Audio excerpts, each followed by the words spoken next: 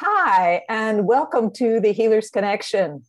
I'm Dr. Michelle Petacola, founder of Secrets of Life and Death and Second Chance Secrets. And today on Healers Connection, our subject is going to be body, and we're going to be focusing on how to support your body and your health during the holiday seasons. Body is one of the 4 superpowers I help people with to have a great human adventure. In my Second Chance Mastermind, I help people who have gone through major changes in their lives to master those 4 superpowers. And in particular, with the body, I help them to become body whisperers, to be able to listen inside and find out what their body is saying to them. There are many people out there, and I was one of them, who were totally closed off to their bodies and were totally unaware. I remember there was a time when somebody would insult me, and it would take 2 days for it to land before I realized that I was upset. That's how disconnected I was. I used to hang out in my head all the time. But I've changed that, and I understand and can relate to people who have been shut down in their bodies. But we have 2 other fabulous guests that I'm going to be introducing in a moment that will give a different perspective on how to partner with your body. Because if you want to have a great human adventure, you need to use this body in its best way. It is your only vehicle in this life adventure. And it is the way in which you can create everything that you want to create in your life. Now, if you want to know more about my Second Chance Secret Mastermind, reach out to me. Let's have a conversation. You can go to meetwithdrmichelle.com and schedule an appointment. If you're not ready for that yet, the other thing I suggest you try out is I have a YouTube playlist called Your Great Human Adventure. And you can find it by just Googling YouTube, Your Great Human Adventure. Or you can go to tiny URL,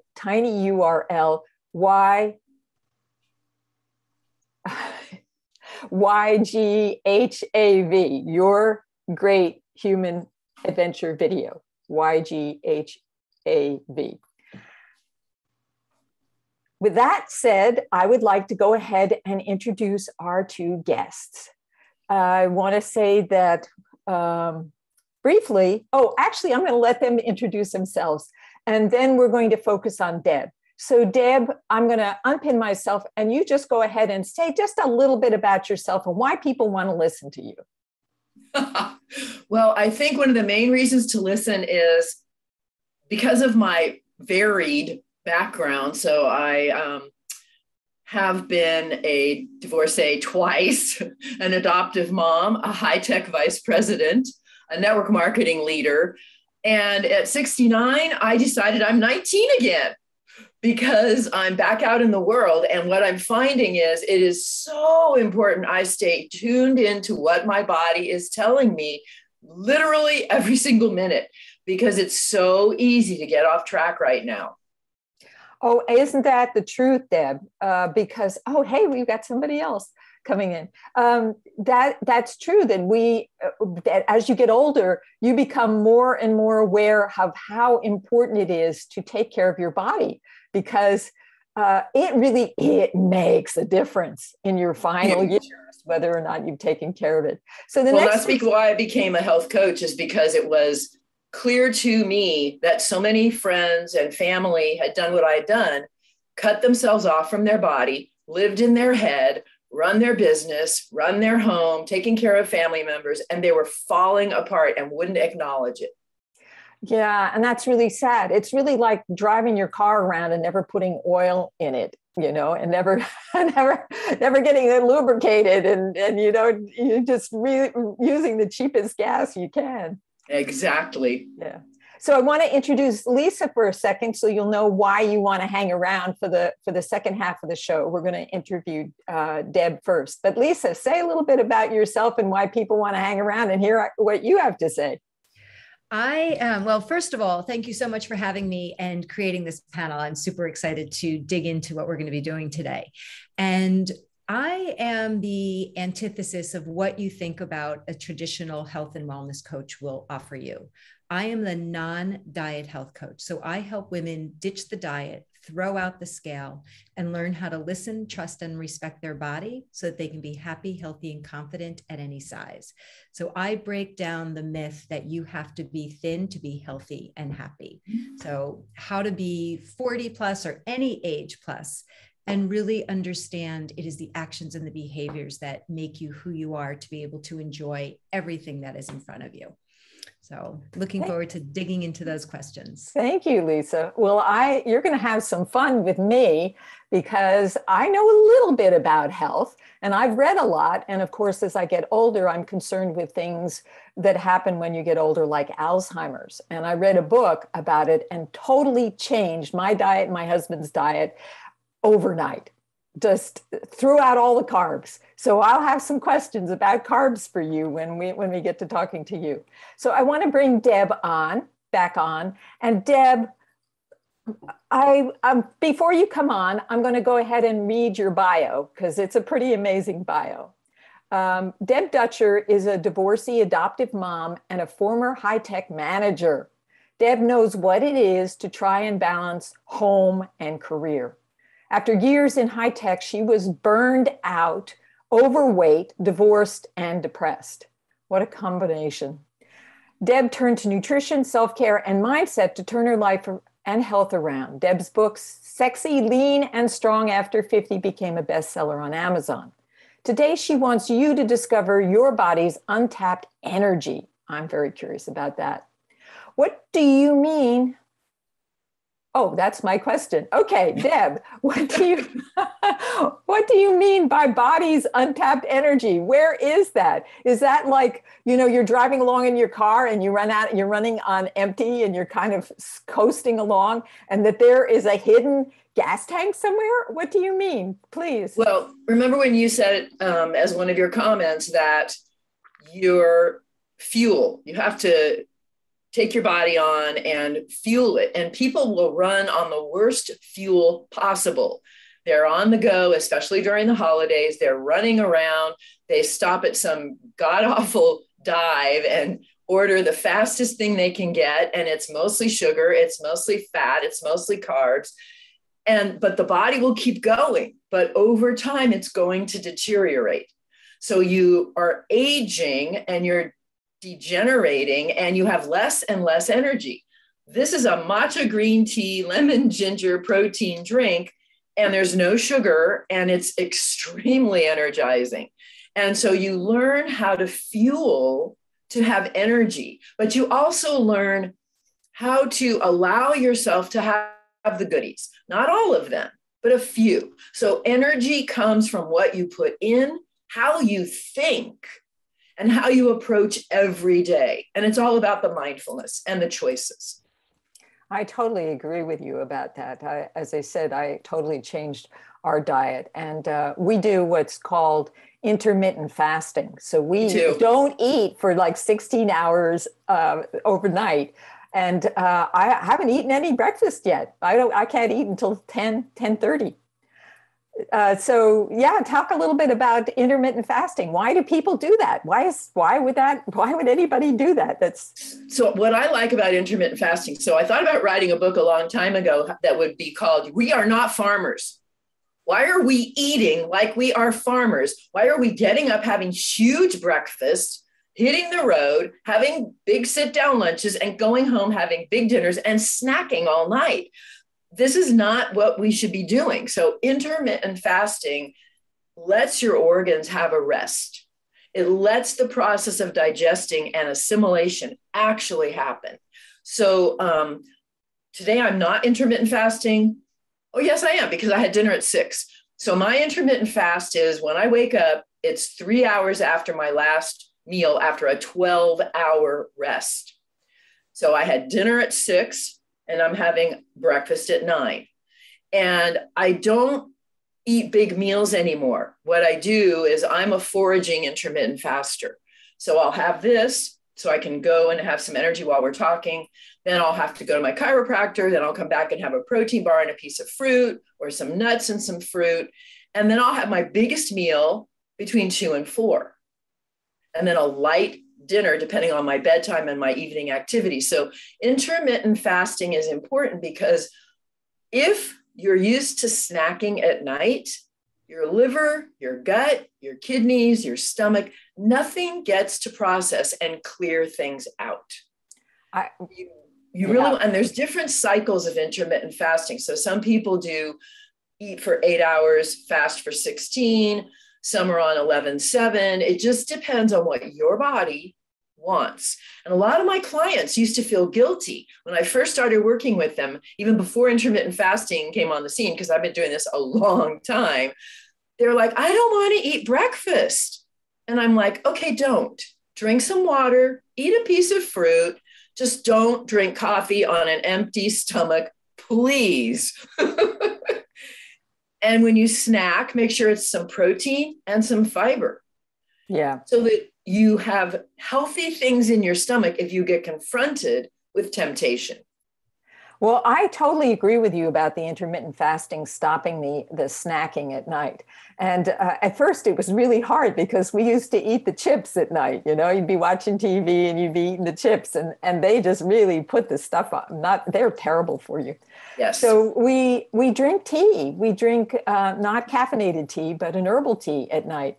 And once you drink that tea, it's like the body says, oh, okay, I got something.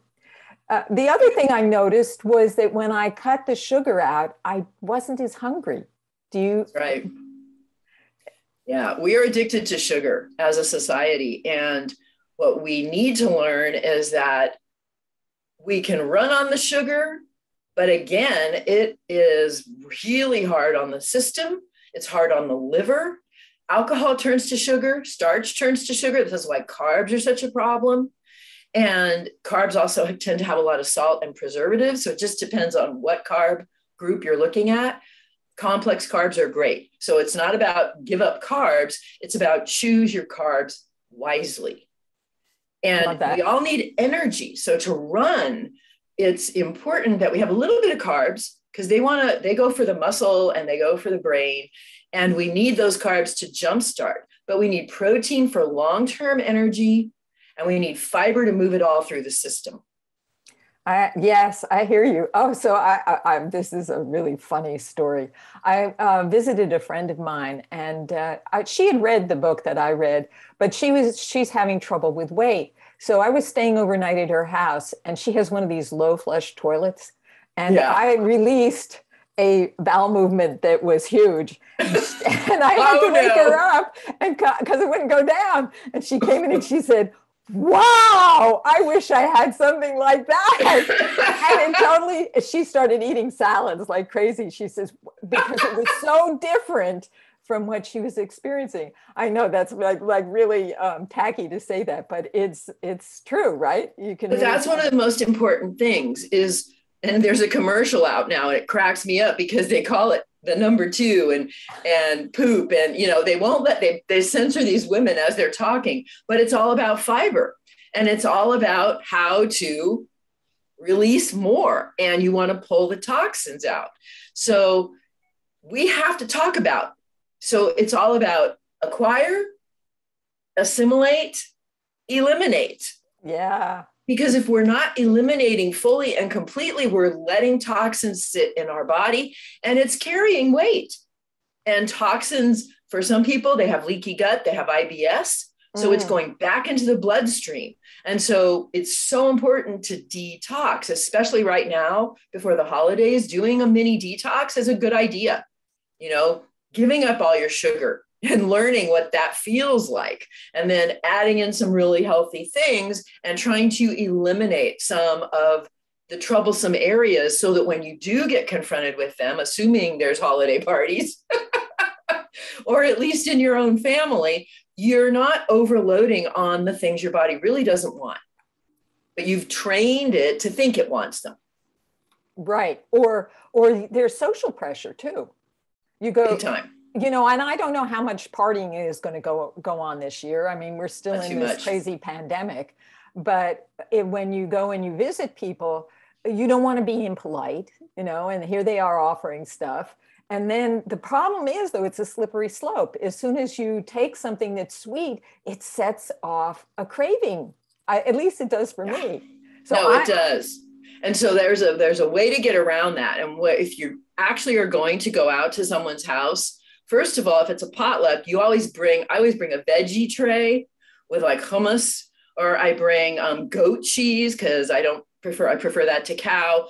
Things that you can eat so that when you walk in, and then eat something before you go. Apple and peanut butter, celery and hummus, some soup, a protein shake. Eat something before you go, and make sure you drank water so that when you hit the door, you're not busy reaching for alcohol and you're not reaching for sweets. You can have them, but you need to put like a coating in there first. I love it. A buffer zone. Okay, I got it. I got it. And eat this. If they have salad, you eat the salad first. You eat protein. You fill up on the good stuff, and then you can have a little stuff.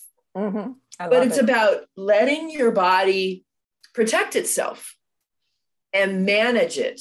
Yeah, you're so right. I find for myself, as long as there's a healthy alternative, I'll take it. But if I'm starving to death and there isn't a healthy alternative, I'll eat what's there.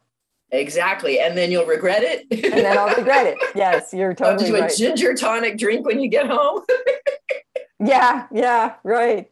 So I want to move over. We've been talking about, the chemistry basically of what we put in our body. But I wanted to talk a little bit about mindset. You said that MAD depletes your energy. Can you talk about that a little bit? So I call it the MAD body mountain. When you get way up high in a zone of problem area, 40 or 50 pounds overweight, and your chemistry's all out of whack, now your mental state is not going to be as healthy because the mind and the gut are connected, and it's all about the biome. And probiotics have become my biggest friend, and I didn't even know I didn't drink enough water. So when your body gets mad, if you can't sense it, you're just going to keep piling on the other stuff. So when we're sad, there's emotional eating. If we're angry, there's emotional eating. Some people don't eat. That's another problem. But for me, I was a mad eater. I would get so upset, I would eat myself into a migraine with ice cream, chips, more ice cream, and then something like a cookie. And then I would wonder why I was just sick all night and have a migraine. Hello. I hear you. And it saps your energy because you're dealing with all of this processing that's really hard on the body. So if you can eat lots of vegetables and some protein, plant-based or otherwise, I'm not a vegetarian, but I try to stay within about 70% plant-based now because of enzymes and things. And so knowing how you process, you're a processing plant. And so if emotions are upsetting, you will upset your stomach, which upsets your processing, which lowers your energy. You're a processing plant with emotions, which makes it more complicated. Exactly. So how much would you say is mindset and how much is food and exercise in terms of staying in good health? That's a really good question. And it varies by person. So when I work with PTSD vets, they tell me the emotional side and the stress, because I have 9 factors in the MAD body. They tell me that the strips for them, that needs to be a third of the problem is their mindset and their outlook on life. Whereas when I work with someone who's had a gallbladder removed or someone who is dealing with cancer, the nutrition and the exercise becomes really important because it's really difficult for them. They might have really great attitude, great mindset, but their chemistry is all out of whack. Right. So I don't believe there's a fixed figure. Like they used to say it's 80% nutrition, 20% exercise. I think it varies by person, and I don't have a cookie cutter approach. So I go deep into who the person is, what they're living with, what they've dealt with, and what their body's telling them. And then we craft something that is their priorities, not someone else's. That's fabulous. So let me ask you, who are your clients and what are they seeking? You've mentioned some PTSD vets and Yes. people who've had gallbladders removed or cancer. Who are your clients and what are they seeking and how do you support them? Mostly my client base is over 50. It's both male and female. But when I wrote the book, it was about a third people in their 30s. It was a third people between 30 and 50, and then a third people 50 and over. Today, because I'm going to be 70 in a year, I've kind of graduated to where I'm kind of focusing mostly on the 50 plus, because I mean, I still have clients in their 30s and 40s, but I think it's almost a forgotten group. When I look at how gyms are set up and I look at the type of exercise they are having people do, and the people that I end up working with are lost because they've worked so hard all their lives. They're up on that mad body mountain. They're out of tune. They're not in touch with their body. They are struggling. They think they want to be the size they were at 25. And I have to teach them, no, that's not what you want to be. We don't want to be skinny. I want people to be sexy, lean, and strong. Lean, as in less body fat, as in less circumference on the waist, less stress on the joints and the back. And I want people to be strong. I want them to be able to do things, ride a bike, go hiking, go dancing, do the garden. Some of my clients start out bedridden. And some of them are dealing with the gallbladder removal is like an epidemic. Prior to the pandemic, it was one of the worst things that they were doing to people. Wow. 750,000 gallbladders were removed every year. Wow. Why? Well, because they'd rather remove them than fix them. They're very, very painful. So gallstones are very painful. Right. And so what causes gallstones though? Well, and it's different by person. There's different types of gallstones. So it's uric acid, there's multiple different factors. And when they take them out, they don't even always analyze them. They don't always tell the person what caused it, and they don't give them a solution for handling it. So I work a lot with people where I'm dealing with, they don't have a gallbladder and they haven't been told you need enzymes. You need digestive enzymes because you're missing a whole category and you're missing a management process that the gallbladder does with the bile. So it puts a lot of pressure on the liver and the kidneys. So I end up inheriting people that are really debilitated after that surgery. So my clients have been first responders because the firemen get their gallbladders removed in retirement because they've absorbed so much toxins. Wow. It's really interesting to me. It feels like that whole thing where we cut ourselves off from our body, first responders have to do that a lot. Yeah. And so they end up with this toxic load and then they retire. And then the body says, no more adrenaline, no more this, no more that, no more stress, no more running to the fire, running to the ambulance, running to the hospital. Now you need to listen to me. So all the bloating and the farts and the, constipation and the pain and whatever they were dealing with comes back full bore. And then they end up in the hospital and then they end up either without the gallbladder or some other issue. So it's ending up to be, for me, as we look at 50 on, people have to deal with a lot of things. They have a lot of areas that have gone wrong, but the doctors don't look at the root cause. And I'm going to look at root cause. So I do food inflammatory testing. It's one of the things that I offer. And that helps a lot to pinpoint things, especially for my gallbladder people or my cancer people. And then the rest of us just have indigestion and IBS occasionally and things like that. It helps with that too. Because the problem with diets is it's a formula. But what if it doesn't fit you? One guy who did a gallbladder removal, one of my firemen, he can't have spinach, salmon, and basil. Wow. What? Those are healthy things. And I have clients that can't have pineapple and eggs and cow milk. And the other side is wheat. I thought I was gluten intolerant. I'm not. I did the test on myself. So guessing games don't work. You know, you can do kinesiology, that helps. So I do muscle testing, and you can see what your body tells you. But I like having a scientific proof as well. So it's a combination of things. There is no pat formula. There's things you can explore and see how your body responds. But I feel like if you don't get a response in 3 weeks, maybe that's not the thing for you. I want to interrupt you right now, Deborah, to open up for questions and answers. If anybody has questions for Deborah about some of the things she's been talking about, please just unmute your microphone and speak, or you can go ahead and put it in the chat if you don't, because if you do speak, you'll show up on the screen. So it's up to you. Does anybody have any questions about what Deb has been talking about? If not, I have, of course, my own questions. Hello? Can I ask a question? Yes, Deborah? please. Yes, please. So Deborah, you spoke about the constipation and diarrhea, but have you studied into what types of food that is?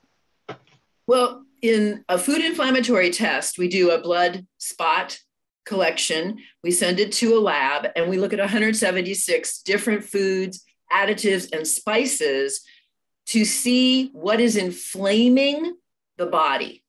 And if we don't do that test, then I usually ask people to go on some probiotics and some digestive enzymes and some chewable calcium and see if that calms it down. But I also will ask them to do a food log, but that's very difficult to figure out which food triggers those things. And often a good probiotic regimen and digestive enzymes, chewing your food 35 times before you swallow it, swallow only baby food. So it will change how you process. So you can't guess what's causing constipation or diarrhea, but if you're drinking enough water, you eat some fiber, you're not overloading on dairy and carbs, wheat carbs in particular, a lot of times constipation goes away. Sometimes people eat mere meat and they don't chew it. It's really if there's an issue with people having to do trial and testing without actually being able to test the blood, I feel. So I added that to my practice 5 years ago. You had another question? Go ahead. I was going to say, so when I eat my meat, I should count how many times I'm chewing it. Yes. Chew it till it's pulp, and don't put big bites in your mouth, and don't gulp water while you're eating because you dilute your digestive enzymes. Oh yeah. Awesome. Thank you for that. Awesome. Okay. Anybody else? We have maybe a couple of more minutes yes, Ellen. So this is more of a testimonial to Deb than it is a question. I went through her program and I can vouch that it really works wonderfully. Today I am 50 pounds lighter and I am much more healthy with a lot more energy. So Deb, I want to thank you for all your work on that because it's really turned me around. Oh, thank you, Ellen. I'm so proud of you. Remember what I told you wouldn't recognize yourself a year from now? You did it in 8 months. Yep. That's fabulous. Any other questions because we're going to be moving over to Lisa in about 30 seconds. So if you have a question for Deb, please jump in there right now. And thank you, Ellen, for your testimonial. And you can go to sexyleanandstrong.com and get a free consult with me. Oh, right. That's what I wanted to ask. Do you have a free, yes. Would you put that in the chat so people can see that? I will. Okay, great. Let's see, where's my chat button? There it is. I found it. Okay. I'll put that in there. And let's see. Is there any final points you would like to make before we turn the stage over to Lisa?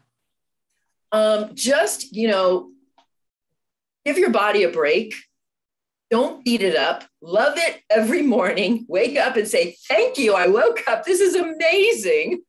And make every day productive and think about how do I lower the inflammation in my body today? And how can I feed it the very, very best thoughts, activity, and nutrition?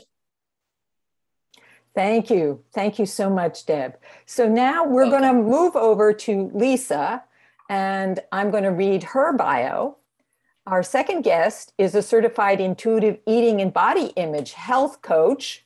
And through intuitive eating, her name is Lisa. Lisa helps women make peace with their food and body.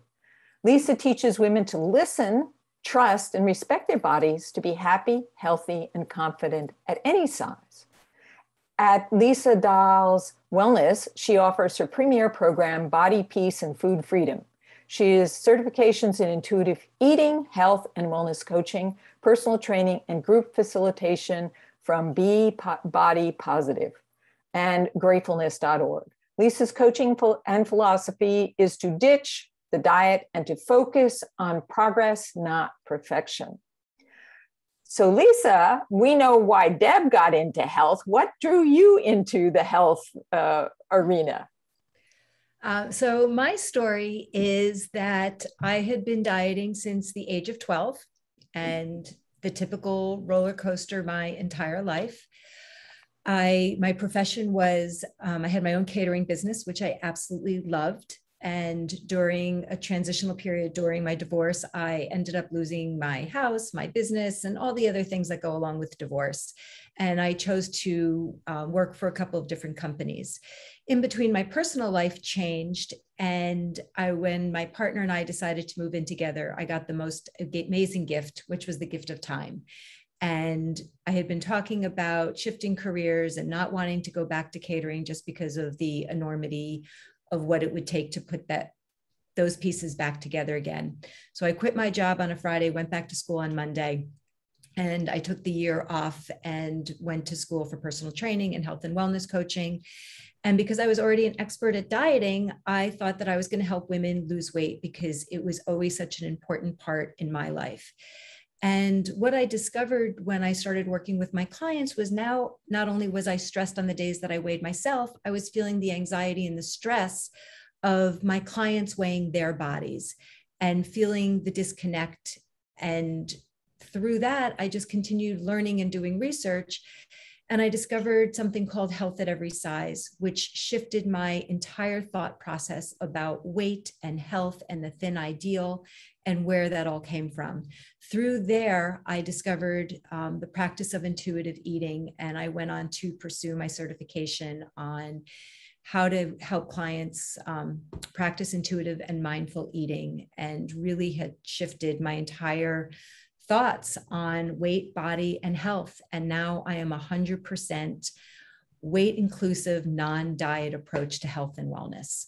So very different approaches. So Lisa, I do have a question for you. It looks to me, I look at you and I say, this is a person who doesn't have a problem with weight.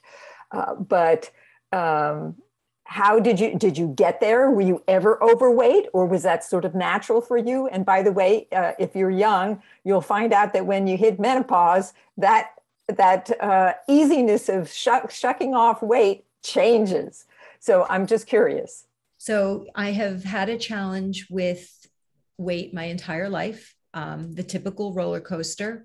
And what I really discovered was that because I was so focused on dieting, that I didn't know that I had a disordered eating problem until I started to really learn about health and wellness and dieting. And dieting, in my opinion, is the gateway to disordered eating, which is the gateway to eating disorders. And what has happened for me through my practice of Health at Every Size and the practice of intuitive eating is that I have healed my disordered eating patterns. And I'm no longer doing this, that it's more like, instead of being, think about it in a roller coaster or, an amusement park. Dieters are typically yo-yoing up and down, doing the loop-de-loops and all over the place.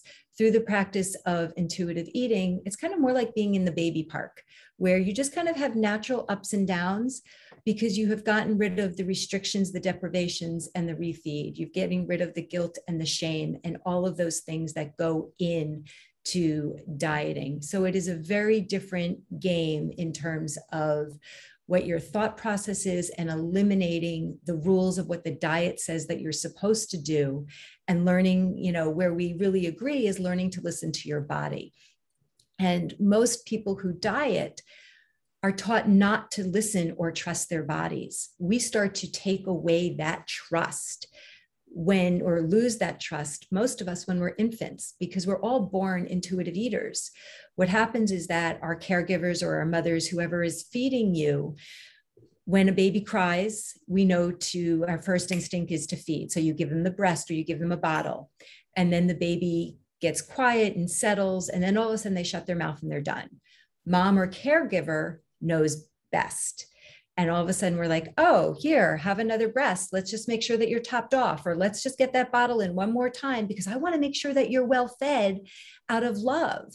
And those are the first messages that we start to teach our infants and our babies, not to trust their bodies. And then the cycle continues. It's time to eat. Nobody's asked if you're hungry. We are just told, oh, it's, you're in school. It's 11:17, time for lunch. We again begin to distrust our bodies because we're told, well, you have to eat now because you don't know what's going to happen later, or there is no later. So it is a very different approach, and, getting out of the head, which we all agree on, and focusing on what are the messages that our bodies are saying and how to begin to listen, trust, and respect those signals. Okay, but then how do you teach people to listen to their bodies? Because if they've been used to listening to the programming in their brains about how to eat, and then of course there are these foods that we eat that actually create craving, and how can you trust that? I mean, I know that for myself, is there certain foods that if I eat it, I instantly want more. And I try to avoid those because I don't want to be in that craving place where I lose control. So how do you answer that question?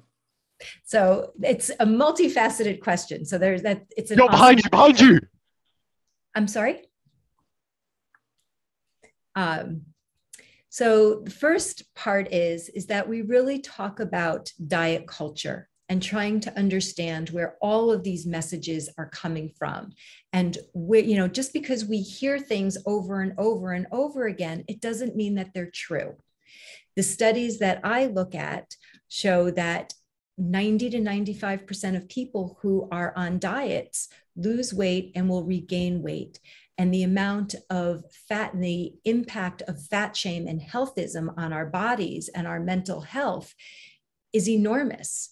And it's actually, and I don't want to get into a full debate on what is better, but the information that I believe to be true is that our bodies go through so much stress between the ups and the downs that we're actually better off just learning how to listen to our bodies and understand what our set weight point is in our bodies and accept what is. One of the first questions my clients will say, well, will I lose weight? And the answer is, I simply don't know. If you're coming to me with restriction and deprivation, there's a good chance that you're going to gain weight. If you have not been connected to emotional eating and your body cues, there is a chance that you could lose weight, but I don't know. So we really focus on taking weight loss, measuring your body, measuring your food off of the table. Now, your next question came to how do you deal with those foods that you continually crave? And some of that craving comes from different areas, in that the restriction is so huge that when you get it, you think you're never going to have it again because you don't have permission to eat that food. So you overindulge in that food. So I work with my clients when they are ready, and I call it in the practice of intuitive eating, it is called about how to make peace with food. And it's through the practice of habituation. So an example could be, I don't eat M&Ms. What I'm going to say is, when you are ready, and it's not like magical, all of a sudden I'm ready to have an experience with M&Ms, because that is not true. What we're talking about is with time, when you are ready, when you are understanding your hunger and your fullness and you're connecting to your emotions, when you can say, okay, I'm going to be able to sit down, I'm going to mindfully eat these M&Ms, and I'm going to have enough M&Ms in my house that will last me for 30 days, whatever it is. And I know it sounds extreme. You're going to sit and you're going to eat those M&Ms, and you're going to pay attention to them. How do they taste? How do they feel? Thinking about the M&M story. And you can eat the whole bag. You can eat that 1 pound bag, noticing how you feel. Tomorrow, you can go and do the same thing over and over and over again. Day 7, day 8, I would bet money that you're not going to eat that pound of M&Ms, because you are going to notice how you feel, and you're going to start to believe that I can have them whenever I want. 1 M&M, no big deal. 10 M&Ms, I still feel fine. A handful, I don't know. A pound, I feel like I'm going to gag. It is really about giving yourself permission to eat food. And when you give yourself permission that you are allowed to eat it, it shifts your relationship with those foods. And that is part of the practice of intuitive eating. And it's really being connected to your body and understanding and getting rid of the guilt and the shame. So how do you teach somebody mindfulness? To slow down and really pay attention. And by the way, I hear what you're saying. I have experienced that, where if you really allow yourself to chew certain foods, if you chew it long enough, you will find that some foods really taste awful if you chew them 30 times, whereas other food doesn't. And particularly some of those things that we typically think are not good for us do, if you really chew them a lot, not taste that good. Something happens with, I don't know, the digestive enzymes. And, and sometimes the experience of that food is what brings you joy, and not necessarily that food. So there's so many different ways, but getting back to the question of, how do you teach mindful eating? And it's really learning to respond versus react, being in that present moment, taking the time, grounding yourself. And it takes practice. And what's really wonderful about mindful eating and intuitive eating is that you can't fail it. You don't wake up magically becoming an intuitive eater or a mindful eater. It is a practice. Every eating opportunity is a practice. So when I work with my clients, we start with simply a grounding exercise, putting your feet on the floor, being present, learning to take a breath, learning to ask those questions on, what is the taste? What is the texture? What am I feeling? What do I need? So that they start to get into that moment. And sometimes they realize that they don't even need the food, because when we're talking about our relationship to food, it is more often than not, it is not about the food. It is about all of your thoughts. It is about your feelings. It is about your relationship with what food has given you or done for you. We're all taught that emotional eating is this horrible thing, except that it is a tool that has helped you become resilient and strong, and you have persevered. How do we build that self-care toolbox to be more than just the food? So it's really becoming in tune to, what are you thinking? What are you feeling? What do you need? And being able to sit with that yuck and ick and understand what is happening. So in addition to helping people with food, you're also helping people to deal with their emotions and mindset.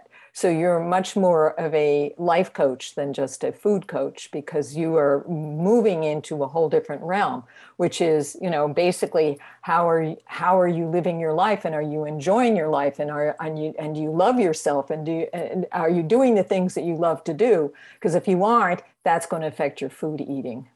Absolutely. It is, I call it whole body health, because we are not just a part of our body. And when people can start to listen to their body, there's a practice called interoceptive awareness. So when you feel that your bladder is distended, you have to pee. No matter where you are going to say, I need to be able to find a place to relieve myself. You're not going to ignore that signal. As dieters, we're all taught to ignore what our body has to say. We don't want to know that we're hungry, because it's inconvenient. Or if I start to eat, then I'm going to eat all day. And all of these things start going on through your head, that we're taught not to trust our bodies, and then we starve. So what happens is that I work with my clients to honor their hunger, to give themselves permission that it is not a negative or a bad thing when their body is saying, I am hungry. Because when you feed your body, you begin to trust your body more. So what happens is that when we diet, our bodies don't know that it is a self-imposed fast. It thinks the famine is coming.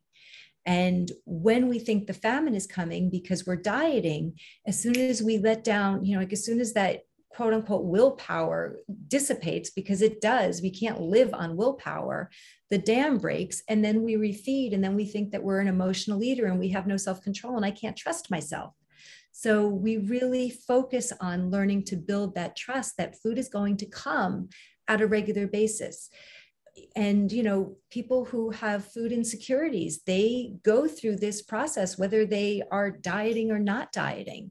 There's so much information that goes into our thought process, but how do we also bring it into our body? Because it's all one and the same. Absolutely. So you mentioned something about the diet culture. Can you say anything about the diet culture? Of course, we're surrounded by it, right? Yes. So diet culture has us thinking that the only way to be healthy is to be thin. The only way to do this is to follow this diet. The only way that you're going to be okay is if you do X, Y, and Z. The only way to be accepted is to be the thin ideal. It promotes healthism. It promotes sizeism. And it's all done at the profit of all of these companies. You know, overweight, over what weight? Who, you know, where did this come from? And I'm not going to get into the history of the BMI and what has happened in our world of health. But the bottom line is that when somebody says, well, they're overweight for what? It is more based on, how do you feel? What is your cholesterol? What is your A1C?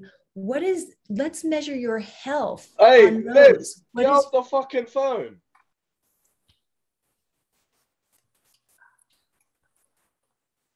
Sorry about that. That's okay. You know, how are you measuring your energy level? What is it that you want to do? How do we help you become the healthiest as you want to be? My idea of health and your idea of health can be two different things. So sorry about that. I think we got some weird people on, and I removed them, but I unfortunately also removed somebody I didn't mean to remove, because I don't know if you ever noticed that, but they changed their names and you think you've got the right person. So I apologize for that. So yes, I agree with you that we have a very crazy culture that promotes a body size that is, I don't know, it's ridiculous. Remember the Barbie dolls and the stuff that they show on TV all the time. And yet when you think that, or I've read the statistics that over 50% of Americans are overweight. So there's this real disconnection or disjunction between what the ideal is. And so we're all beating ourselves up all the time because there's this ideal, which is totally wild, bizarre, not even healthy. And then we have a food industry that promotes eating more. And I don't know if you address that with your work. Do you? It's really coming into understanding, what does hunger feel like in your body? What does fullness feel like in your body?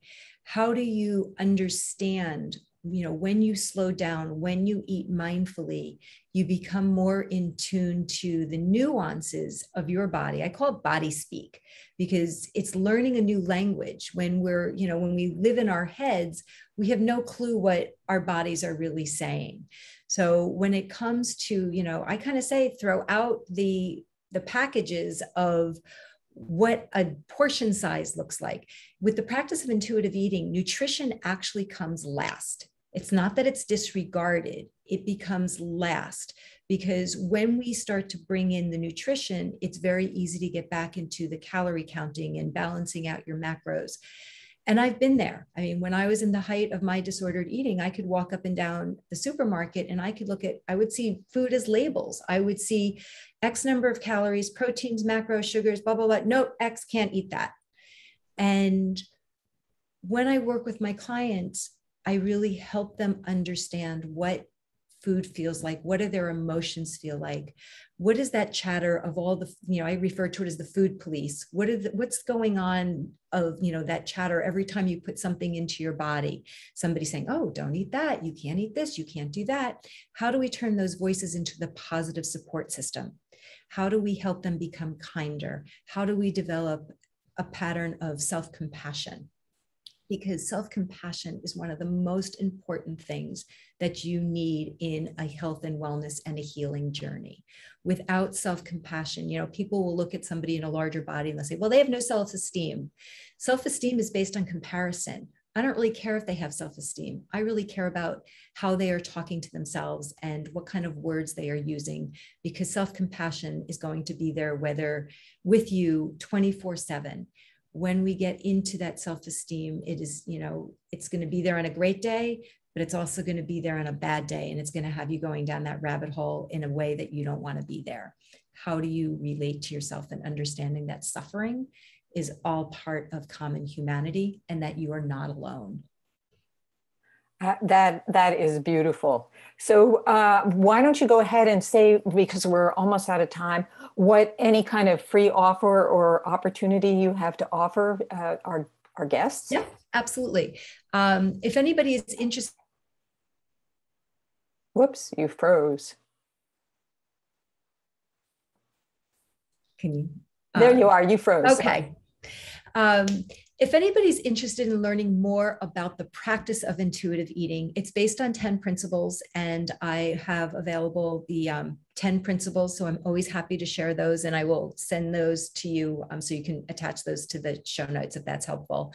And I always offer a 30-minute free discovery call. I love to learn more about you and your journey and how I can best support you to ditch the diet and learn how to be happy, healthy, and confident no matter what size that you are. That's awesome. Thank you, Lisa. Now I'm going to put us on a regular gallery view and to talk among each other just for a few minutes. Deborah, you may have some comments to make to Lisa, and Lisa, you may have some comments you want to make to Deborah about some of the things that she shared today.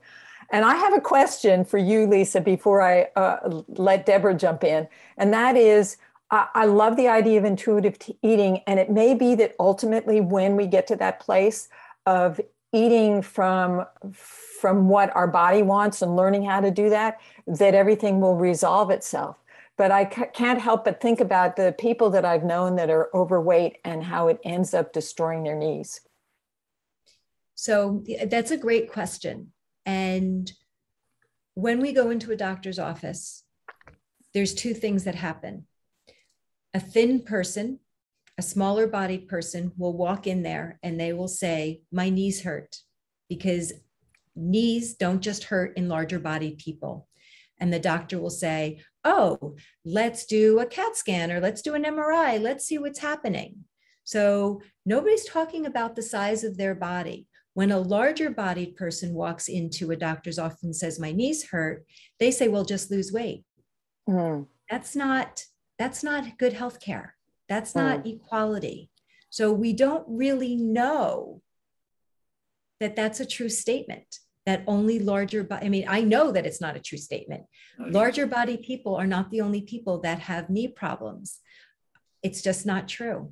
Of course. If you have pronation or something like that, you can totally mess your knees up as well, for sure. We don't address the fact that there's a whole world of thin or smaller people going to the doctors with knee problems. It's true. In fact, I knew a dancer who had problems with her knees, and she was not in the slightest overweight, but she was doing things, I guess, that were torquing her knee in a certain way. So there's so many different things that cause ailments in our bodies. And I really focus on actions and behaviors that are going to make you feel better, and getting rid of the scale is a measure of success, progress, and health. Wow, that's awesome. So Deb, do you have any comments or anything that you want to share before we start to close up? I think, Lisa, that the approach that you use is really important, because until people step back, take a deep breath, and listen to their body, they really can't do anything. And it's very important to me that it's not all just nutrition and exercise. And I call it the 5 pillars: nutrition, fitness, mindset, lifestyle, environment. Because a lot of times how you live and who you live with really impacts the ability to even have time for the mindfulness, and tuning into your intuition. So it's a huge, big puzzle. And that's the fun part about being a health coach, right? Oh, absolutely. And, you know, like in diet culture, nobody talks about satisfaction. Right. When we are not satisfied, we keep going back for more. Exactly. So, you know, if somebody has, you know, a quote unquote craving, but they're going to be quote unquote good, you know, I really try to dismantle that thought process. You know, if I eat this food, I'm good. If I eat this food, I'm bad. You know, we really work to get rid of that mindset. But when we're talking about satisfaction, satisfaction is not just necessarily about the food that you're eating. Who are you eating it with? Where are you located? What is your mental health? What is your relationship health? What is your, you know, your financial health? You could have the most amazing 5-star meal in front of you, but if you're worried about paying the bill, that meal's going to suck. Boom. It's the truth. It's agreed. You know, I use the example of like peanut butter and jelly. Let's just say it's like the only food that I have in my house and it's good enough and it just kind of fills the void and I eat it. Fast forward, you're in a beautiful meadow, you're with somebody who you love or a first date, or all of a sudden this place becomes romantic and you have a bottle of wine and you're sitting on a blanket and the only food you had in your house was peanut butter and jelly. All of a sudden that peanut butter and jelly sandwich is just amazing. It's just to die for. And you have full satisfaction. So it's understanding how to put all those pieces together so that you can be satisfied. And you're not going to be satisfied at every meal. It's not going to happen. It's impossible. How do you become more present to notice it when it does happen? Or what pieces can you put together to make it happen? Because satisfaction is the key spoke of the 10 principles of intuitive eating. Well, and I had a client who was getting busy to move. And so she was eating standing at the counter. And I said, I need you to go carve out a little corner where you have a beautiful view and make yourself a place to sit and eat and chew and breathe. And it changed everything for her. And it was, people don't think about, they think about, I have to fuel myself. So I'm just going to stand here at the counter, eat something really fast and go. And the whole system shuts down because it's like, what am I going to do with it? It just hits the stomach and just sits there going, and because it wasn't processed properly. And you don't even know that, you know, and it's talk about lack of satisfaction because you haven't even registered that you're eating. I mean, I've been working with one client for 6 months and I mean, longer than that, but we've been really focusing on sitting at the kitchen table. She lives alone. So it's easy to fall into, you know, sit in front of the TV and eat. Yeah. And like the progress that she has made is just astounding on her relationship with how things are shifting. And she's been a binge eater since she's probably 7 or 8 years old. And just how it's starting to shift and sitting at the table and being present. And my call yesterday, she said at 10 o'clock yesterday morning, I noticed I was hungry. She has not noticed her hunger in probably 50 years. She's like, she said, then I got nervous. I didn't know what to do with that. She says, like, how, like, now what do I do? Because that means I have to eat.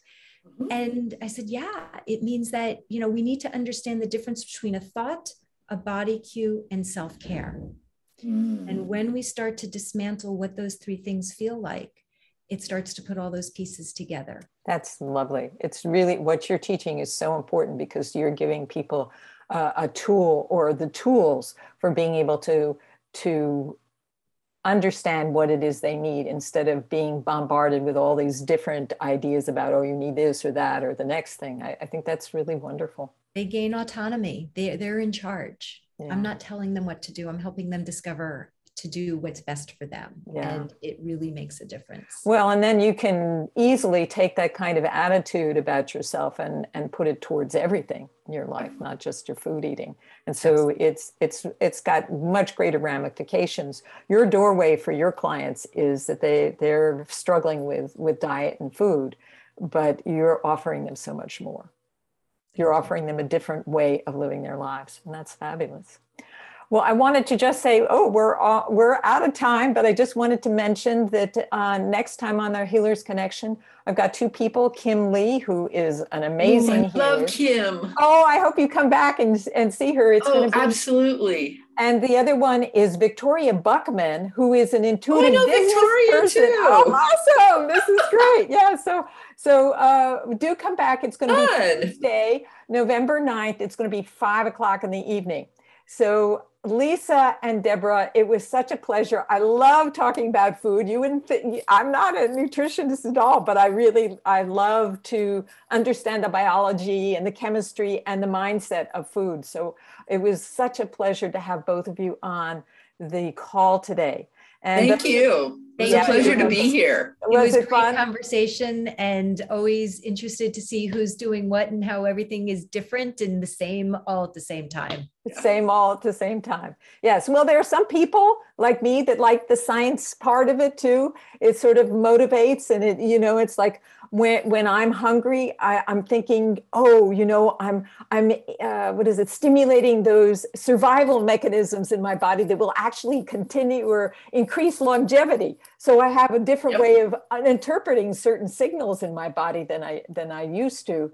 That helps me to, for my balance and for what's right for me. So absolutely. Well, you look glowing, Michelle. So what you're doing is working. I must be working. Yes. I'm 71. So it works. It really works. You can really increase the life expectancy of this vehicle if you take care of yourself. Absolutely. So thank you very much, both of you, for joining me, and have a wonderful holiday. And maybe I'll see you on some of the other shows. Yes. Thank you so much. This was wonderful. Thank you. Okay. Bye for now. Bye-bye.